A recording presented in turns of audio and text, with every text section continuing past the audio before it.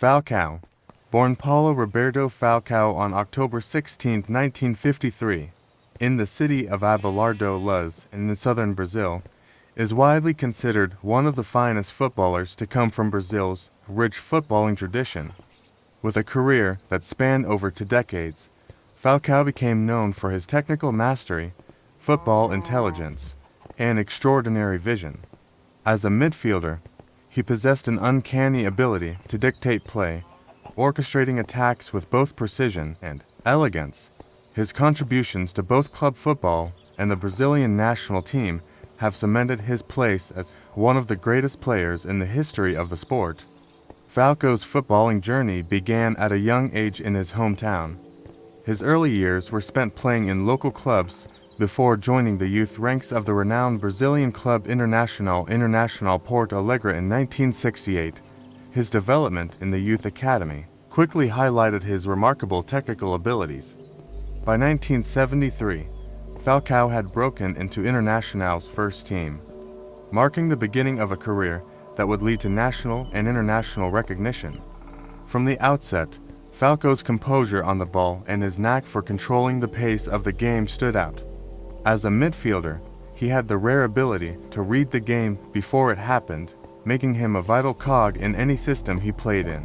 Falcão's rise to prominence came during the late 1970s, when he became the centerpiece of Internacional's midfield. His understanding of space and his ability to deliver perfectly timed passes became key features of his play. One of Falcão's defining qualities was his consistency in controlling the tempo of the game, whether by maintaining possession or executing creative and incisive passes that unlocked opposing defenses. His remarkable long-range vision and passing range gave his teams an edge, with Falcão regularly providing assists for his teammates. He was also known for his leadership on the field, serving as a captain for much of his career.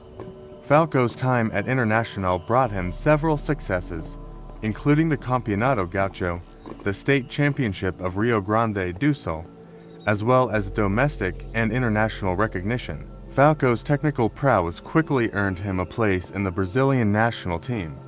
His first appearance for Brazil came in 1976, and his rise to prominence coincided with the golden era for Brazilian football in the late 1970s and early 1980s.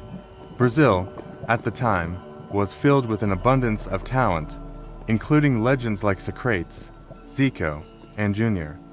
Falcão was seen as the midfield maestro, often the player who provided the necessary link between defense and attack. His performances on the international stage became widely recognized, particularly in the 1980 FIFA World Cup in Spain. That tournament would go down in history as one of the most remarkable in football, with Brazil showcasing a brand of football that was admired worldwide. Although Brazil was knocked out in the semifinals by Italy, Falcão's performances in the tournament were highly praised.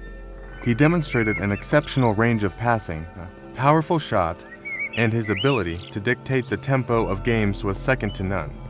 The 1982 World Cup marked the peak of Falcão's international career, even though Brazil's failure to win the tournament was a major disappointment. Falcão's style of play was heavily influenced by his football intelligence.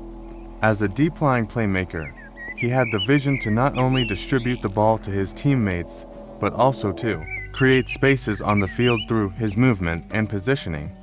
His passing range was extraordinary, capable of making short, quick passes or long, accurate balls that split defensive lines. His presence in midfield allowed him to control games, and he was often the player that set the tempo for Brazil's attacking play.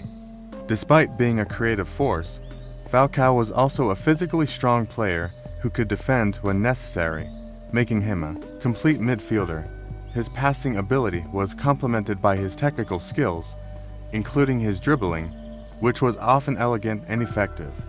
Though not as flamboyant as other Brazilian players, Falcão's influence on the pitch was immense. In the 1980s, Falcão's club career took him abroad. After several successful years at Internacional, Falcão joined the Serie A club Roma in Italy in 1980, a move that brought his talents to the European stage. His time at Roma further cemented his status as one of the best midfielders in the world. At Roma, Falcao adapted well to the tactical demands of Italian football, showcasing his ability to not only control games, but also to score goals. Falcao's performances in Serie A were consistently impressive, and he helped Roma achieve domestic success, including winning the Coppa Italia in 1980. His creativity and leadership were crucial in Roma's attacking play, and he was highly regarded by fans and teammates alike. Falcao played for Roma until 1985, and his time in Italy marked a successful chapter in his career. During this period, Falcao's reputation as a world-class midfielder grew, and he became one of the most respected players in European football. After his time in Italy, Falcao returned to Brazil, where he continued to play for a few more years at various clubs, including Flamengo and the Brazilian club Goiás. Though his playing career was winding down, Falcao remained influential in the Brazilian football scene. He eventually retired from football in 1992 after a successful career that spanned almost 2 decades. Beyond his playing career, Falcao's influence on Brazilian football remained strong. After retiring, he transitioned into coaching, where he managed several teams, including national sides and club teams in Brazil. His coaching career was characterized by his footballing philosophy, which often emphasized possession-based, attacking football similar to the style he played. Though not as successful in coaching as he had been as a player, Falcao's legacy as a footballing great continued to inspire future generations.